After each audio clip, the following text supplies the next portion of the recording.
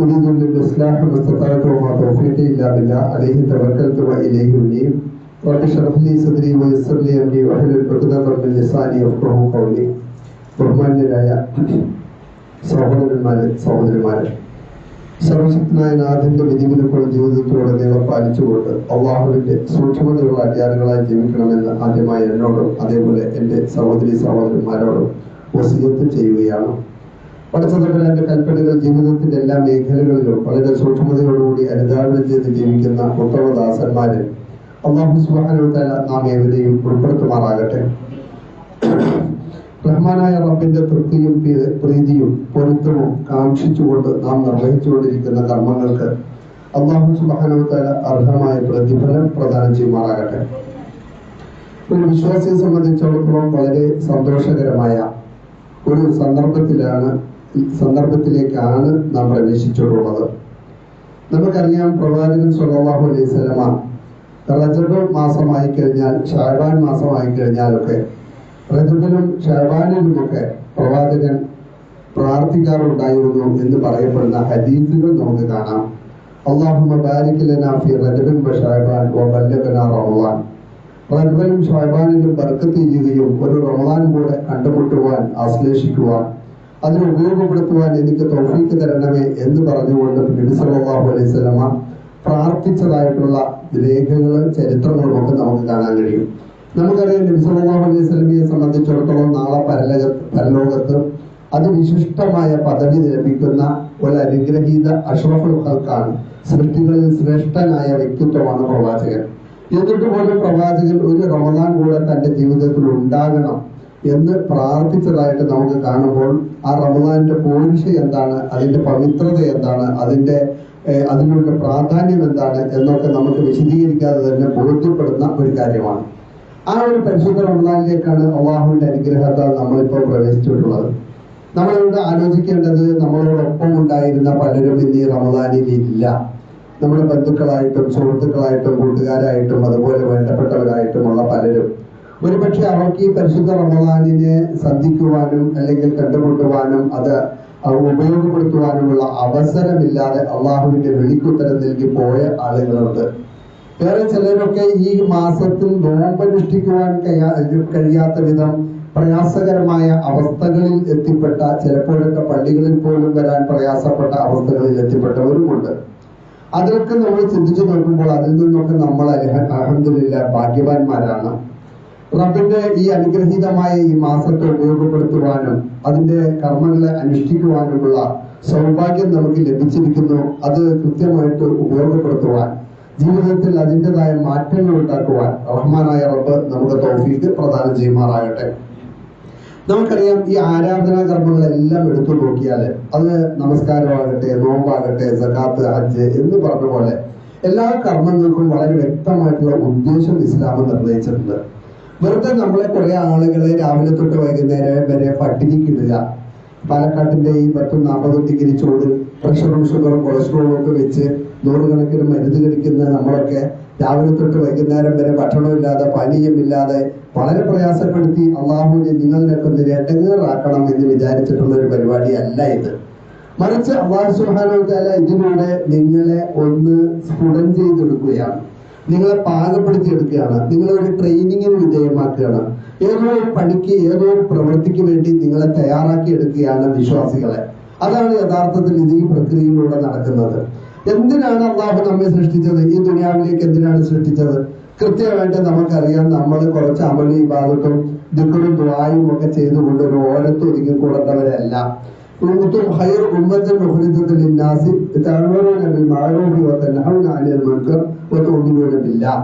നിങ്ങൾ അല്ലാഹു സുബ്ഹാനഹു വ തആല ഈ ദുനിയാവിലേക്ക് അയച്ചത് ഇവിടെയുള്ള പരിശുദ്ധ ജീവജാലങ്ങളെ പോലെ തിന്നുക, കുടിക്കുക, രമിക്കുക, ഭോഗിക്കുക, അങ്ങനെ അവസാനം കുട്ടികളെ പ്രസവിക്കുക, മക്കളെ പോറ്റുക, എന്നിട്ട് മരിച്ചു പോകുക എന്ന് പറയുന്ന ജന്തുക്കളും ജീവജാലങ്ങളും ചെയ്യുന്ന ഒരു ദൗത്യം ചെയ്യാൻ വേണ്ടി നിങ്ങളെ അയച്ചിട്ടില്ല. വലഖദ് കറംനാ ബനി ആദം, ആദമിന്റെ മക്കളെ അങ്ങേയറ്റം ആദരിച്ചുകൊണ്ടാണ് അള്ളാഹു പടച്ചിട്ടുള്ളത്.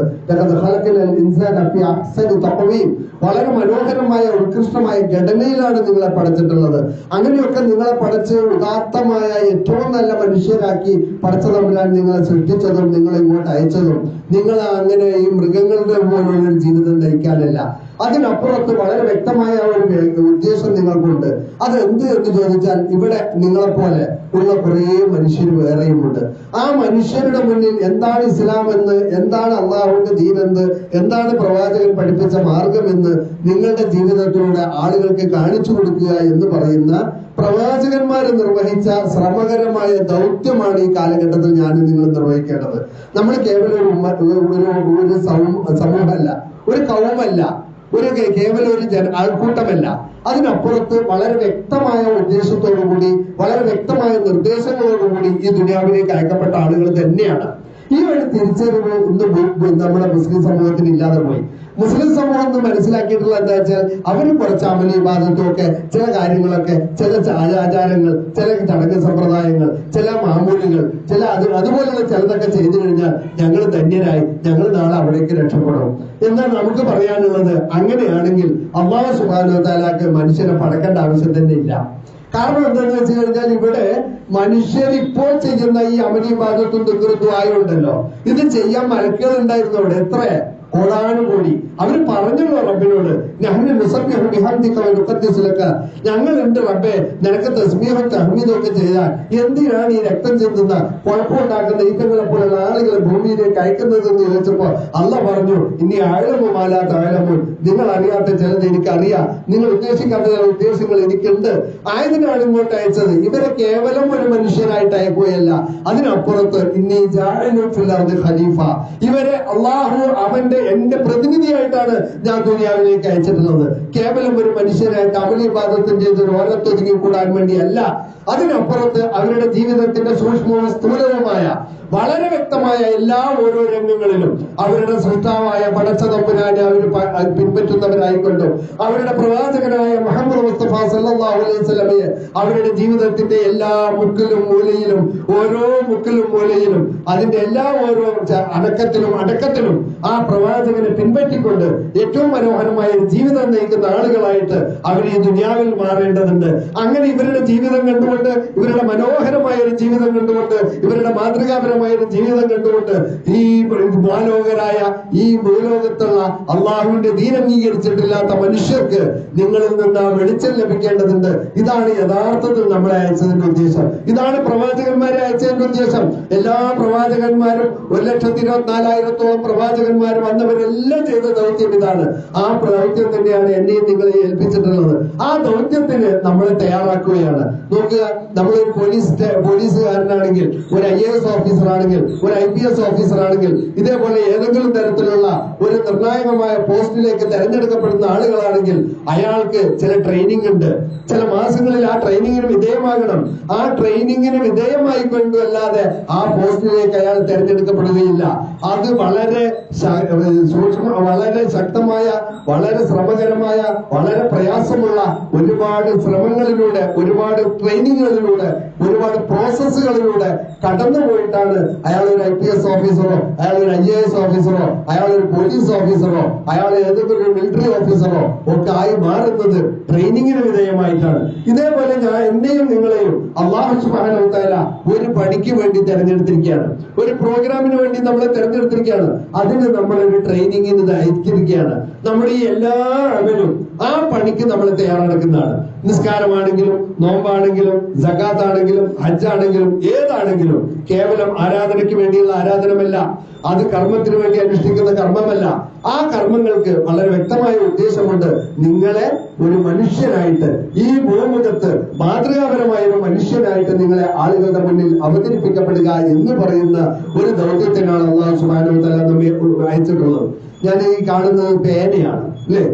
ഈ പേന നിങ്ങൾ എന്നോട് ചോദിക്കുന്നത്, നാസർ സാഹിബ് ആ പേന ഒന്ന് ഒപ്പിടാനാണെന്ന് പറഞ്ഞു കഴിഞ്ഞാൽ ഞാൻ പറയുകയാണ്, ഇതിന് ട്യൂബില്ല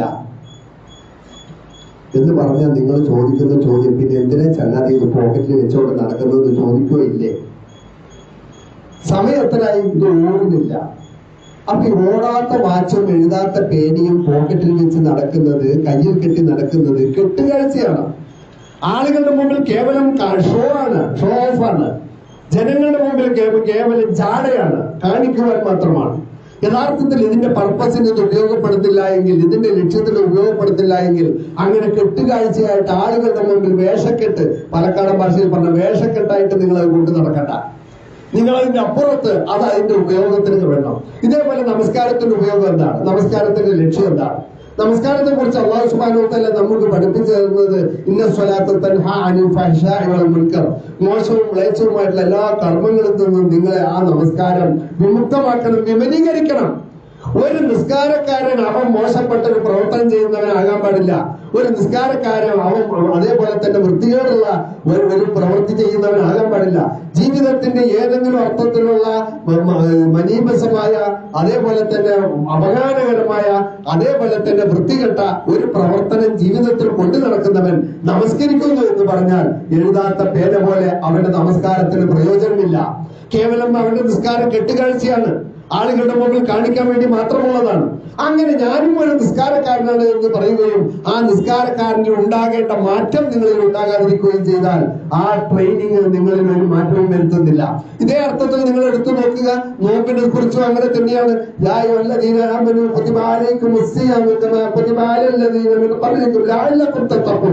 എന്തിനാണ് നിങ്ങൾക്ക് നോമ്പ് നിർബന്ധമാക്കിയിരിക്കുന്നത്?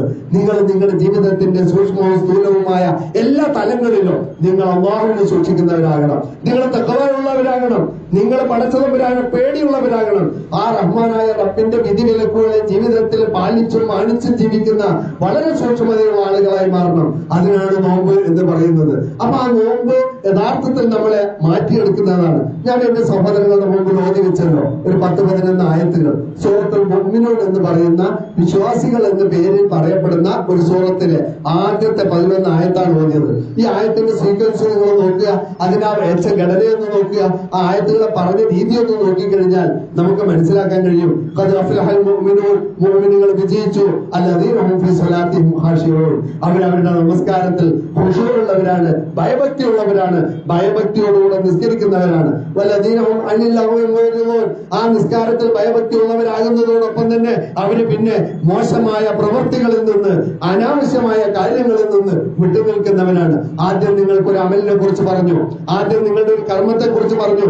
ഇസ്ലാമിന്റെ ഏറ്റവും പ്രധാനപ്പെട്ട പ്രഥമവുമായ കർമ്മം ആ നമസ്കാരമാണ്. ആ നമസ്കാരത്തിൽ ഭയഭക്തിയോടുകൂടെ നിർവഹിക്കുന്നതിന്റെ പ്രാധാന്യത്തെ കുറിച്ച് പറഞ്ഞിട്ട് മോശവും മ്ലേച്ഛവുമായ അല്ലെങ്കിൽ അനാവശ്യമായ കാര്യങ്ങളിൽ നിന്ന് വിട്ടുനിൽക്കുക എന്ന് പറയുന്ന ഒരു ക്യാരക്ടർ ബിൽഡിംഗ്, ഒരു സ്വഭാവ രചന, ഒരു സ്വഭാവ രൂപീകരണമാണ് അടുത്തതായി പറയുന്നത്. വല്ലദീന ഹും ലിസ്സകാത്തി ഫാഇലൂൻ, അതിനുശേഷം അവരോട് പറയുന്നു നിങ്ങൾ സകാത്ത് നൽകുന്നവരാണ് അവര് എന്ന് പറഞ്ഞതിന് ശേഷം വല്ലദീന ഹും ലിഫുറൂജിഹിം ഹാഫിദൂൻ, അതോടൊപ്പം തന്നെ വിശ്വാസികൾ അവരുടെ സദാചാര രംഗം, അവര് ആരുമായിട്ടാണ് ഇടപഴകേണ്ടത്? ഒരു മൃഗങ്ങളെ പോലെ തോന്നിയ പോലെ ആണും പെണ്ണും രമിക്കുകയും കൂടിച്ചേരുകയും ഇടലകരുകയും ചെയ്യുന്ന അർത്ഥത്തിൽ മനുഷ്യരാകാൻ പാടില്ല. മനുഷ്യരിന് അതിനൊരു വ്യവസ്ഥയും വെള്ളിയാഴ്ചയും കൊണ്ട് ആരുമായിട്ടാകാം, ആരുമായിട്ടായിക്കൂടാ എന്ന് പറഞ്ഞുകൊണ്ടുള്ള സദാചാരപരമായ ചില നിയമങ്ങളും വ്യവസ്ഥകളും ഒക്കെ ഉണ്ട്. അതിന്റെ അടിസ്ഥാനത്തിൽ വേണം നിങ്ങൾ പോകാൻ. ആദ്യം നമസ്കാരത്തെ കുറിച്ച് പറഞ്ഞു, പിന്നെ അനാവശ്യ കാര്യങ്ങളിൽ നിന്ന് വിട്ടുനിൽക്കുന്നതിനെ കുറിച്ച് പറഞ്ഞു, പിന്നെ സക്കാത്തിനെ കുറിച്ച് പറഞ്ഞു, പിന്നെ പറയുന്നത് സദാചാരപരമായ കാര്യങ്ങളെയാണ്. ഇങ്ങനെ വീണ്ടും നമ്മൾ എടുത്തു നോക്കിയാൽ വാഗ്ദാനങ്ങളെ കുറിച്ച് പറയുന്നു, വീണ്ടും നമസ്കാരത്തെ കുറിച്ച് പറയുന്നു, വാക്ക് പാലിക്കുന്നതിനെ കുറിച്ച് പറയുന്നു. സദാചാരപരമായി നിങ്ങൾ ആരുമായിട്ട് രമിക്കാം, ആരുമായിട്ട് കൂടിച്ചേരാം, ആരുമായിട്ട് ഇടപഴകാം, ആരുമായിട്ട് ഏതറ്റം വരെ നിങ്ങൾക്ക് ബന്ധപ്പെടാം എന്നൊക്കെ പറയുന്ന കാര്യങ്ങളൊക്കെ ഇവിടെ പറയുന്നു. ഇവിടെ നമ്മൾ എടുത്തു നോക്കിക്കഴിഞ്ഞാൽ ഒരു ഭാഗത്ത് ആരാധനയെയും മറുഭാഗത്ത് അതേപോലെ തന്നെ സംസ്കാരത്തെയും സ്വഭാവത്തെയും രണ്ടിനെയും തുല്യമായിട്ട് എടുത്തെടുത്ത് പറഞ്ഞുകൊണ്ട് നമ്മെ പഠിപ്പിക്കുന്ന വചനങ്ങൾ നമുക്ക് കാണാം. ഇതിവിടെ മാത്രമല്ല, ഇബാദുർ റഹ്മാനിൽ എന്ന് പറഞ്ഞു വന്ന് സൂറത്തുൽ ഫുർഖാനിൽ വിശ്വാസികളുടെ ലക്ഷണം പറയുന്ന കൂട്ടത്തിൽ അവിടെയും ഇങ്ങനെ തന്നെയാണ് പറയുന്നത്.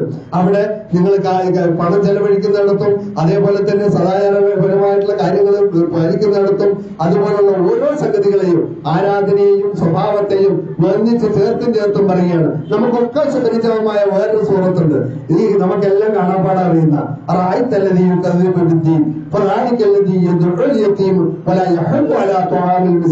നമുക്കറിയാം അതില് ആരാധനയെ കുറിച്ചും മനുഷ്യരുമായിട്ടുള്ള ബന്ധപ്പെടുന്ന കാര്യങ്ങളെ കുറിച്ചും മിസ്കീനിന്റെ അവകാശത്തെ കുറിച്ച്, യതീമിന്റെ അവകാശത്തെ കുറിച്ച്, അവർക്ക് നൽകപ്പെടേണ്ടതിന്റെ ബാധ്യതയെ കുറിച്ച്, അടുത്ത അയൽവക്കക്കാരന്റെ അവകാശത്തെ കുറിച്ച് ഒക്കെ പറയുന്നതോടൊപ്പം അള്ളാഹുവിന്റെ അവകാശമായ നമസ്കാരത്തെ കുറിച്ചും പറയുന്നു. അപ്പൊ നിങ്ങൾ ഈ അമലും വിവാദത്തും ഒക്കെ അള്ളാഹുവിന് ചെയ്യുന്നത് എത്ര കണ്ട് നിർബന്ധമാണോ, ഇതേപോലെ തന്നെ മനുഷ്യരുമായിട്ടുള്ള ഇടപാടുകളിലും ഇടപെടലുകളിലും അതേപോലെ ഇടപെടലുകളിലും അവരുമായി കൊടുക്കൽ വാങ്ങലുകളിലും അവരുമായിട്ടുള്ള പെരുമാറ്റങ്ങളിലുമൊക്കെ നിങ്ങളുടേതായ രീതിയുണ്ട്, നിങ്ങളുടേതായ മാന്യതയുണ്ട്, നിങ്ങളുടേതായ ഒരു സംസ്കാരമുണ്ട്, നിങ്ങളുടേതായ ഒരു നിലപാടുണ്ട്. ആ നിലപാട് കാത്തു സൂക്ഷിക്കാതെ ഒരു മുസ്ലിമായി നിങ്ങൾ ജീവിക്കാൻ പറ്റില്ല. നമ്മളിവിടെ മനസ്സിലാക്കിയിട്ടുള്ളത് ഒരാൾ നമസ്കാരക്കാരനായിരിക്കും, പക്ഷെ ആ നമസ്കാരക്കാരനായിരിക്കും തന്നെ അയാൾ നുണ പറയുന്നവനാകാം, വഞ്ചിക്കുന്നവനാകാം, പറ്റിക്കുന്നവനാകാം, തട്ടിപ്പും തരികടയും ചെയ്യുന്നവനാകാം. ഇതെങ്ങനെയാണ് രണ്ടും കൂടെ കഴിയുക? മോശവും മ്ലേച്ഛവുമായ കാര്യങ്ങളിൽ നിന്ന് നിങ്ങൾ തടയുന്നതല്ലേ നിസ്കാരം? അതേപോലെ റമദാൻ എന്ന് പറയുന്നത് അയാൾ എല്ലാ വർഷവും നോമ്പ് നോക്കുന്നവനാണ്. ഒരുപാട് വർഷങ്ങൾ ഇയാൾ നോമ്പ് നോക്കിയിട്ടുണ്ട്. നോമ്പ് നോറ്റതിന് ശേഷവും ഞാൻ ഈ പറഞ്ഞതുപോലെ വാങ്ങിയാൽ കൊടുക്കാതെയും ആളുകളെ പറ്റിച്ചിട്ടും തരികിട നടത്തിയിട്ടും കളവ് പറഞ്ഞിട്ടും അതേപോലെ മോഷണം നടത്തിയിട്ടും എന്ന് പറഞ്ഞ പോലെ പടച്ച തമ്പുരാൻ ദീനിന് നിരക്കാത്തതെന്ന് പറഞ്ഞ ഒരുപാട് കാര്യങ്ങൾ ജീവിതത്തിൽ കൊണ്ടു നടക്കുന്ന ആളാണ് അയാളെങ്കിൽ ലഅല്ലക്കും തത്തഖൂൻ, ഈ റമദാനിലൂടെ എന്ത് തഖ്വയാണ് അയാൾ ആർജിച്ചത് എന്ന് നമ്മളെടുത്ത് പരിശോധിച്ചാൽ നമുക്കറിയാം തീർച്ചയായിട്ടും അയാൾ ഒന്നും ആർജിച്ചിട്ടില്ല. ആയതുകൊണ്ട് സകാത്തിനെ കുറിച്ചും ഇങ്ങനെയാണ് പറഞ്ഞത്, ആ സകാത്ത് നിങ്ങൾ കൊടുക്കുന്നത് എന്തിനാ വെച്ചാൽ അവരുടെ തസ്കിയത്തും തത്ഹീറും നടക്കാനാണ്, അവരിൽ സംസ്കരണവും വിശുദ്ധിയും ഉണ്ടാക്കാനാണ്. അവരുടെ സമ്പത്ത് മാത്രം വിശുദ്ധമായാൽ പോരാ, അവരുടെ മനസ്സുകൂടെ വിശുദ്ധമാകണം, വിശാലമാകണം. അവർ സമ്പാദിച്ചതിൽ നിന്ന് അവർക്കൊരിക്കലും ബന്ധപ്പെടാത്ത, അവർക്കൊരിക്കലും സ്വന്തമല്ലാത്ത ഏതോ ഒരു മനുഷ്യന്റെ ശുദ്ധടക്കാൻ വേണ്ടി, ഏതോ ഒരു മനുഷ്യന്റെ പ്രയാസം തീർക്കുവാൻ വേണ്ടി അവരെ അങ്ങേയറ്റം കഠിനാധ്വാനം ചെയ്തുണ്ടാക്കിയ അവരുടെ മുതലിൽ നിന്ന് വാരിക്കൊടുക്കാനുള്ള വിശാല മനസ്കത ഒരാളിൽ ഉണ്ടാകുമ്പോൾ അയാൾ മാനസികമായിട്ട് വല്ലാതെ സംസ്കരിക്കപ്പെടുകയാണ്, ശുദ്ധീകരിക്കപ്പെടുകയാണ്. ഇങ്ങനെ എല്ലാ അമലുകളും യഥാർത്ഥത്തിൽ നമ്മളെ ഒരു ദൗത്യത്തിന് തയ്യാറാക്കുകയാണ്. യഥാർത്ഥത്തിൽ അല്ലാഹു സുബ്ഹാനഹു വ തആലയുടെ ദീനിന് സാക്ഷ്യം വഹിക്കുന്ന ആളുകളായിട്ട് ഈ ദുനിയാവിൽ മാറണം എന്ന അർത്ഥത്തിൽ മാറ്റുകയാണ്. അങ്ങനെ ഇൻഷാ അല്ലാഹ് നമ്മുടെ നോമ്പ് നമുക്ക് മാറ്റേണ്ടതുണ്ട്.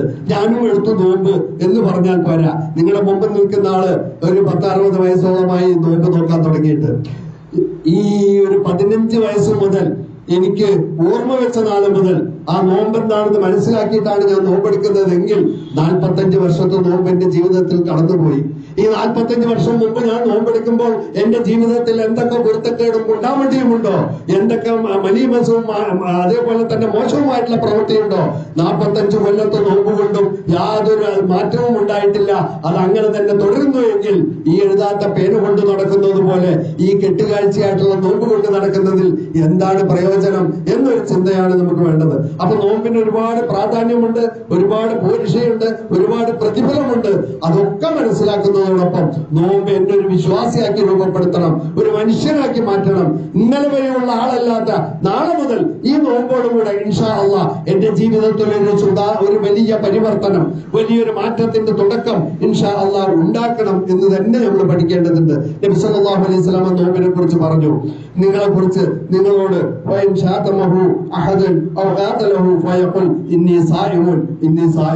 ഒരാള് നിങ്ങളെ വന്നിട്ട് ചീത്ത പറഞ്ഞു, അല്ലെങ്കിൽ നിങ്ങളെ മെക്കിട്ട് കയറി, നിങ്ങളോട് എന്തോ വഴക്കിനും മര്യാദയിലേക്കും വന്നു എങ്കിൽ, ഒരാൾ നിങ്ങളോട് വഴക്കിന് വരികയോ നിങ്ങൾ അസഭ്യം പറയുകയോ ചെയ്യുകയാണെങ്കിൽ നിങ്ങൾ ചെയ്യേണ്ടത് എന്ത് എന്ന് ചോദിച്ചാൽ നിങ്ങൾ പറയേണ്ടതുണ്ട്, എന്നീ സാഹിബുൻ, ഞാൻ നോമ്പുകാരനാണ് എന്ത് പറഞ്ഞുകൊണ്ട് ഒഴിഞ്ഞുകൊള്ളട്ടെ എന്നാ. അപ്പൊ ഞാനൊന്ന് ചോദിച്ചു നോക്കട്ടെ, നമുക്ക് യഥാർത്ഥത്തിൽ അങ്ങനെ ഇങ്ങോട്ട് ഒരാൾ പറഞ്ഞ എന്താ പറഞ്ഞ പോടാ എന്ന് പറഞ്ഞൂടെ? പറയാനോ? ആരാ പറയണ്ടാവുന്നത്? ഒരാൾ ഇങ്ങോട്ട് വാങ്ങിയ ഇവിടെ തല്ലിയോ അങ്ങനെ നിങ്ങളൊന്നും ഇസ്ലാം പറഞ്ഞിട്ടില്ല. നിങ്ങൾ തല്ലിയാ തിരിച്ച് തല്ലിക്കോ, പക്ഷെ അക്രമം നിന്റെ ഭാഗത്ത് ഉണ്ടാകരുത്. ക്ഷമിക്കുന്നതിനും വിട്ടുവീഴ്ചയ്ക്കും വേറെ പ്രതിഫലമുണ്ട്. അത് വെച്ചിട്ട് എല്ലാ ആളുകളുടെയും അടിയും തൊഴിയും വാങ്ങി കഴിഞ്ഞു കൂടുന്ന ഒരാളാകണമെന്ന് ഇസ്ലാമൊന്നും നമ്മളെ പഠിപ്പിച്ചിട്ടില്ല. ഇവിടെ വാസ്തവത്തിൽ ന്യായമായിട്ട് എനിക്ക് തിരിച്ചു പറയാം, പക്ഷെ അപ്പോഴും ഒരു നോമ്പുകാരനോട് പറഞ്ഞത് നീ പറയണ്ടെന്നാ. ഞാൻ നോമ്പുകാരനാണ്. ആ നോമ്പുകാരൻ ഒന്ന് തിരക്കുകൊണ്ട് ആളുകൾ പുറത്തായിരിക്കണം, ഒന്ന് സെൽഫോൺ ചേർത്ത് ഒന്ന് കയറ്റിയിരിക്കും, ഒന്ന് നിസ്കരിക്കുമ്പോൾ ഒന്ന് അഡ്ജസ്റ്റ് ചെയ്യാം ഇൻഷാ അല്ലാഹ്. അപ്പൊ നോക്കിയാൽ നമുക്ക് ഒരു പോലീസുകാരനെ നിങ്ങൾ എടുത്തു നോക്കുക. ആ പോലീസുകാരൻ യൂണിഫോം ഇട്ടു, ഡ്യൂട്ടിയിൽ പ്രവേശിച്ചു. യൂണിഫോം ഇട്ട് ഡ്യൂട്ടിയിൽ പ്രവേശിച്ചതിന് ശേഷം നമ്മുടെ ഭദ്രപ്പാലയുള്ള ബിവറേജില്ലേ, അവിടെ പോയിട്ട് മൂപ്പര യൂണിഫോമോടെ നിന്നിട്ട് ക്യൂ നിന്നിട്ട് മദ്യം വാങ്ങാൻ നിൽക്കുവോ? ഞാനും വരെ കണ്ടിട്ടില്ല, നിങ്ങൾ കണ്ടിട്ടുണ്ടോ എന്ന് അറിയില്ല. നിൽക്കില്ല.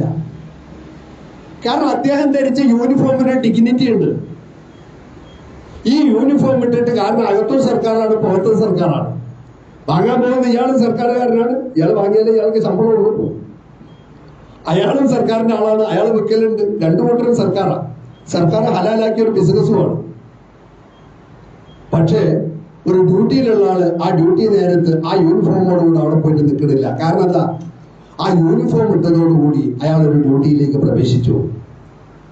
ഞാൻ ഇനി ഈ യൂണിഫോമിന് നിരക്കാത്തതൊന്നും ഇനി ചെയ്തുകൂടാ. അത് എന്റെ ഉത്തരവാദിത്വത്തോട്, എന്റെ ഡ്യൂട്ടിയോട് ഞാൻ ചെയ്യുന്ന വഞ്ചനയാണ്. റസൂൽ പറഞ്ഞ ഈ ഹദീസ് നിങ്ങൾ അതോടൊന്ന് വായിച്ചു നോക്കുക. രാവിലെ 4:45 രാത്രി തലേ ദിവസം നബൈത്തു സ്വർമ്മകഥ എന്നൊക്കെ പറഞ്ഞ നമ്മുടെ നാളേക്ക് നോമ്പെടുത്ത് നെയ്യത്ത് പറഞ്ഞാലും ഇല്ലെങ്കിൽ നമ്മൾ നോമ്പെടുത്തു. ആ നോമ്പെടുത്ത് നോമ്പിലേക്ക് 4:45 5 മണിക്ക് ആകിന്റെ മുമ്പ് നിങ്ങൾ പ്രവേശിച്ചു കഴിഞ്ഞാൽ നിങ്ങളൊരു യൂണിഫോം ഇട്ടു. പിന്നെ 6:35 6:38 അല്ലാഹു അക്ബർ എന്ന് പറഞ്ഞിട്ടുള്ള ബാങ്കുലി കേൾക്കുന്നവരെ നിങ്ങളൊരു സംസ്കാരത്തിലാണ്, നിങ്ങൾ വ്യക്തമായ ഒരു ചിട്ടയിലാണ്. പിന്നെ നിങ്ങൾ എന്ത് പറയണം, എങ്ങനെ പ്രവർത്തിക്കണം, ആരുമായിട്ട് എങ്ങനെ പ്രതികരിക്കണം, കൃത്യമായിട്ടുള്ള നിയമങ്ങളുണ്ട്. കാരണം ഞാനിപ്പോ ഒരു ഡിഗ്നിറ്റി ഉണ്ട്. ഞാനിട്ട ഈ യൂണിഫോമിന് ഞാനിപ്പോൾ നോമ്പുകാരനായിട്ടുണ്ട്. നോമ്പുകാരനായ എനിക്ക് ഇങ്ങനെ ആകാൻ കഴിയില്ല, ഇങ്ങനെ പറയാൻ കഴിയില്ല. അതാണ് നബി സല്ലല്ലാഹു അലൈഹി വസല്ലം പറഞ്ഞത്, മല്ലൻ യദഉ ഖൗല സൂരി വൽ അമല ബിഹി ഫലൈസ ലില്ലാഹി ഹാജത്തും ഫീ അൻ യദഅ തആമഹു വശറാബ. അതായത് നിങ്ങള് മോശമായിട്ടുള്ള വാക്കും പ്രവൃത്തിയും ഒന്നും ഉപേക്ഷിക്കാതെ കണ്ട് നിങ്ങൾ പട്ടിണി കിടക്കണം, ദാഹിക്കണം, ഇടങ്ങാറാകണം, നിങ്ങളുടെ നാഥന് ഒരു താല്പര്യമില്ല കേട്ടോ. അങ്ങനെ നിങ്ങളെ പടച്ചവന് യാതൊരു ഇഷ്ടവുമില്ല. നിങ്ങളെ സംബന്ധിച്ചിടത്തോളം നിങ്ങൾ കേവലം രാവിലെ തൊട്ട് വൈകുന്നേരം വരെ പട്ടിണി കിടക്കുന്ന ആളുകളാവുക എന്നുള്ളതല്ല റബ്ബിന്റെ ഉദ്ദേശം. അതിന്റെ അപ്പുറത്ത് പടച്ചവന്റെ ഉദ്ദേശം നിങ്ങളെ ഈ സംസ്കരണ പ്രക്രിയയിലൂടെ നല്ല ഉദാത്തമായ ഒരു മനുഷ്യനാക്കി മാറ്റുക എന്നുള്ളതാണ്. ദേഷ്യം വരുമ്പോ, കോപം വരുമ്പോ അവിടെ നിയന്ത്രിക്കാൻ കഴിയുക എന്ന് പറയുന്നത് ഒരു വിശ്വാസിക്ക് കരണീയമായിട്ടുള്ള ഒരു കാര്യമാകേണ്ടതുണ്ട്.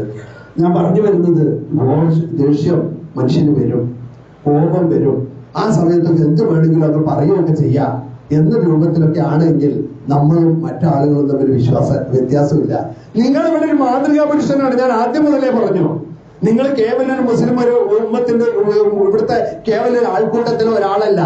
നിങ്ങൾ പ്രവാചകന്റെ ദൗത്യം ഏറ്റെടുത്തുകൊണ്ട് ഇവിടെയുള്ള പരശതം പരലക്ഷം പരകോടി മക്കളുടെ ഇടയിൽ, ജനങ്ങളുടെ ഇടയിൽ എന്താണ് ഇസ്ലാം എന്ന് മുസ്ലിം അല്ലാത്ത ഒരുത്തിന് നോക്കി മനസ്സിലാക്കാൻ, കണ്ട് മനസ്സിലാക്കാൻ, വായിച്ച് മനസ്സിലാക്കാൻ ഇതാ മുസ്ലിമിന്റെ പ്രതീകം എന്ന് പറഞ്ഞ് നിങ്ങളെ കാണിച്ചു കൊടുക്കേണ്ട ഒരാളാണ് നിങ്ങൾ.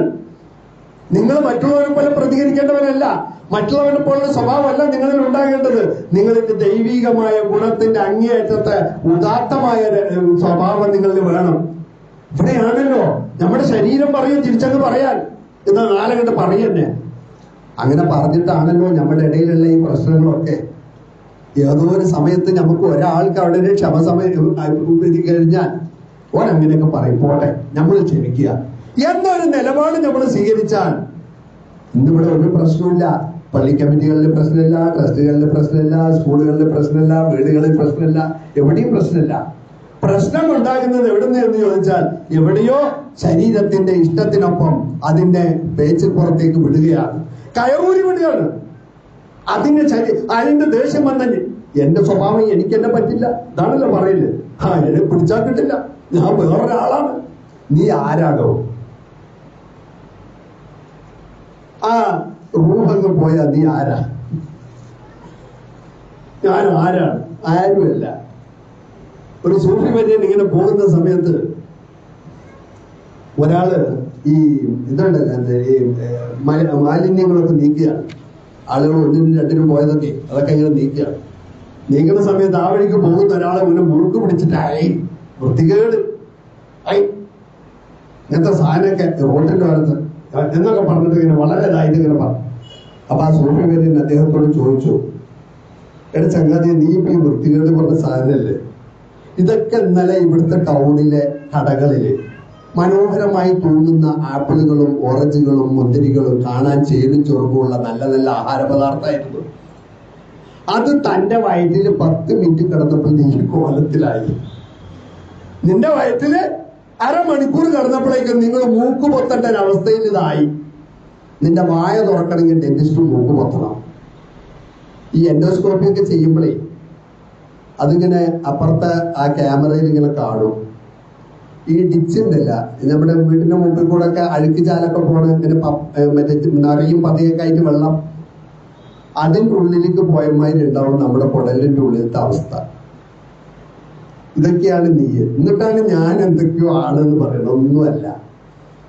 അതങ്ങോട്ട് പോയാൽ പിന്നെ വീട്ടിൽ വെച്ചിട്ടില്ല. എത്ര സ്നേഹമുള്ള ആളാണെങ്കിലും പിന്നെ മണിക്കൂർ കഴിഞ്ഞിട്ട് അതിനെ സാധനത്തിന് പാക്ക് ചെയ്ത് അയച്ചിട്ടില്ലെങ്കിൽ നമുക്ക് സമാധാനമില്ല. അപ്പൊ ആയതുകൊണ്ട് ഇങ്ങനെയൊക്കെയാണ് നമ്മൾ യഥാർത്ഥത്തിൽ അവിടെ നിന്ന് ഉദാത്തനായ ഒരു മനുഷ്യരാക്കുവാനുള്ള ഒരു പ്രക്രിയയായ നോമ്പെടുത്തിട്ടും വീണ്ടും പഴയ ഓലം തന്നെയാണെങ്കിൽ നമ്മൾ മാറിയിട്ടില്ല എങ്കിൽ ഈ നോമ്പ് കൊണ്ടൊരു പ്രയോജനവുമില്ല. ആയതുകൊണ്ടാണ് അല്ലാഹ് പറഞ്ഞത് ലൈസലില്ലാഹി ഹജ, നിങ്ങളുടെ റബ്ബിന് ആവശ്യമില്ല കേട്ടോ. നിങ്ങളിൽ മാറ്റം ഉണ്ടാക്കാതെ നിങ്ങൾ വെറുതെ പട്ടിണി കിടക്കുക എന്ന് പറയുന്നത് പടച്ചോനിക്ക് ആവശ്യമില്ല. അങ്ങനത്തെ ഒരു നോമ്പ് ആവശ്യമില്ല. മാറ്റം തയ്യാറാകുന്ന നോമ്പാണോ? ആ നോമ്പോടുകൂടി അൽഹംദുലില്ലാ, ഈ നോമ്പോടുകൂടി ഇന്ന മാറ്റങ്ങൾ, ഞാനിങ്ങനെ പഴയമാതിരി ഇങ്ങനെ എടുത്തിയാടൂല, ഞാനിങ്ങനെ പെരുമാറൂല, ഞാനിങ്ങനെ തട്ടിപ്പ് തരികടയും നടത്തൂല, ഞാൻ തെക്കോയുള്ള ആളായി മാറും എന്ന് ഏതെങ്കിലും അർത്ഥത്തിൽ ഒരൊറ്റ സുപ്രഭാതത്തിൽ ദോശ മറിച്ചതുപോലെ നിങ്ങൾ എന്നും മറിച്ചിടാൻ പറ്റൂല എന്ന് എനിക്കും അറിയാം. എന്നെ മാറ്റാൻ എനിക്കും പറ്റൂല, നിങ്ങളെ മാറ്റാൻ നിങ്ങൾക്കും പറ്റൂല. പക്ഷേ മാറണം എന്നൊരാഗ്രഹം,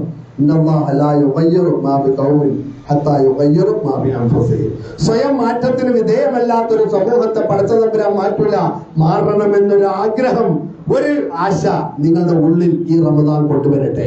അങ്ങനെ ഈ റമദാൻ കഴിയുന്നതോടുകൂടി ഒരു ഉദാത്തമായ ഒരു വിശ്വാസിയായി മാറാൻ കഴിയട്ടെ. നമ്മുടെ സഹോദരങ്ങളുടെ ഭാഗത്ത് നോമ്പിനെ കുറിച്ച് ക്ലാസ് നടക്കുമ്പോൾ നിറയെ ചോദ്യങ്ങൾ വരും. പ്രത്യേകിച്ച് സഹോദരന്മാർക്കൊക്കെ ക്ലാസ് എടുക്കുമ്പോൾ അവർ ചോദിക്കുന്ന ചോദ്യം നിറയെ നോമ്പിനെ കുറിച്ച് വല്ലാതെ പേടിയാ. കാരണം ഇത്രയും പ്രയാസപ്പെട്ട് നമ്മൾ എടുക്കുന്ന നോമ്പ് നഷ്ടപ്പെട്ടു പോകാൻ പാടില്ലല്ലോ. അപ്പൊ ആയതുകൊണ്ട് ചോദ്യം, ഈ ചെവിയിൽ ഇയർബഡ് ഇട്ടാ നോക്കുമ്പോ, പിന്നെ ഇങ്ങനെ ഇൻഹൈലർ ഇങ്ങനെ വലിച്ചാൽ നോക്കുമ്പോ, സ്പ്രേ അടിച്ചാൽ നോക്കുമ്പോ, സ്വർമിട്ടാ നോക്കുമ്പോ, ഇങ്ങനെ ഒരുപാട് ചോദ്യം. കണ്ണിൽ മരുന്ന് വെച്ചാൽ നോക്കുമ്പോ, ഇഞ്ചക്ഷൻ ഇട്ടാൽ നോക്കുമ്പോ, ഒരു നോമ്പ് പോവോ അല്ലെ? നോമ്പ് ഇങ്ങനെ പോകാൻ നിൽക്കുന്ന ഒരു സാധനം പോലെ പോവോ എന്ന് ഇങ്ങനെ ചോദിക്കും. പക്ഷെ ആരെങ്കിലും ഇങ്ങനെ ഒരു ചോദ്യം നിങ്ങളോട് ചോദിച്ചിട്ടുണ്ടോ? സാഹിബ് നുണ പറഞ്ഞാൽ നോമ്പ് പോവോ? സാഹിബ് വേറൊരാളെ പറ്റി കുറ്റം പറഞ്ഞാൽ നോമ്പ് പോവോ? വേറൊരാളെ പരിഹസിച്ചാൽ നോമ്പ് പോവോ? ഇങ്ങനെ ആരോ ചോദിച്ചിട്ടുണ്ടോ? എന്നോട് ഇതുവരെ ചോദിച്ചിട്ടില്ല. നിങ്ങളോട് ആരും ചോദിച്ചിട്ടുണ്ടോ എന്ന് എനിക്കറിയില്ല. ചോദിക്കൂല. കാരണം എന്താണെന്നറിയോ? നോമ്പ് പോകൂല എന്ന് തന്നെയാ. പക്ഷെ അള്ളാഹു റസൂലും പറഞ്ഞത് എങ്ങനെയാ? മോശമായ വാക്കും പ്രവൃത്തി ഉപേക്ഷിച്ചിട്ടില്ലെങ്കിൽ പിന്നെ നീ നോമ്പെടുക്കണ്ടാ. നോമ്പെടുക്കണ്ട. ആയതുകൊണ്ട് അങ്ങനെയുള്ള വാക്കും പ്രവൃത്തിയൊക്കെ ഉപേക്ഷിക്കുന്ന അവസ്ഥയിലേക്ക് നമ്മൾ എത്തുക. അസറിന് വായിൽ വെള്ളം ഇങ്ങനെ വെച്ചു. ഈ 40 ഡിഗ്രി ചൂടാണ്. രാവിലെ തൊട്ട് ശരീരമൊക്കെ ഡീഹൈഡ്രേറ്റ് ആയിരിക്കുകയാണ്. വല്ലാതെ ദാഹം കണ്ട് കിട്ടിച്ച് നരപ്പിങ്ങനെ പിടിച്ച് താഴത്തേക്ക് വലിക്കുകയാണ്. ഒരു മനുഷ്യൻ ലെഫ്റ്റും റൈറ്റും കാണാനില്ല. നിങ്ങൾ വെള്ളം ഇറക്കിട്ടോ? വെള്ളം ഇറക്കുമോ? നിങ്ങൾ ഇറക്കൂല. എന്താ? അള്ളാഹ് കാണും. രാവിലെ തൊട്ട് ഈ നേരം വരെ എത്ര ആളിനെ കുറ്റം പറഞ്ഞില്ലേ? പറഞ്ഞു. അത് അള്ളാഹ് കാണില്ലേ? അള്ളാഹ് വെള്ളം ഇറക്കണം മാത്രം നോക്കിയിട്ടിരിക്കുക. ആരൊക്കെയാ വെള്ളം ഇറക്കുന്നത്? പഠിച്ചവർക്ക് അതാ പണി. നിങ്ങൾ വെള്ളം ഇറക്കിയാലും വെള്ളം ഇറക്കിയിട്ടില്ലെങ്കിലും ഒന്നും പ്രശ്നമില്ല. പാടത്തോ നിങ്ങൾ വെള്ളം ഇറക്കണത് മാത്രമല്ല നോക്കുന്നത്, മറിച്ച് നിങ്ങളുടെ സ്വഭാവം പെരുമാറ്റം ഒക്കെ നോക്കുന്നത്. അതൊന്നും നിങ്ങൾ ആലോചിച്ച് നോക്കി. ഈ റമദാനിലുടനീളം ഇൻഷാ അല്ലാഹ് ഞാൻ മറ്റൊരാളെ കുറ്റം പറയില്ല, ഞാൻ അതേപോലെ വേറൊരാളെ പരിഹസിക്കില്ല, ഞാൻ വേറൊരാളെ കുറിച്ച് അപവാദം പ്രചരിപ്പിക്കില്ല, ഞാൻ അസത്യം പറയുകയില്ല എന്നൊക്കെ പറഞ്ഞുകൊണ്ട് എന്റെ റഹ്മാനായ റബ്ബ് കാണും. തഖ്വ ലഅല്ലകും തത്തഖൂൻ.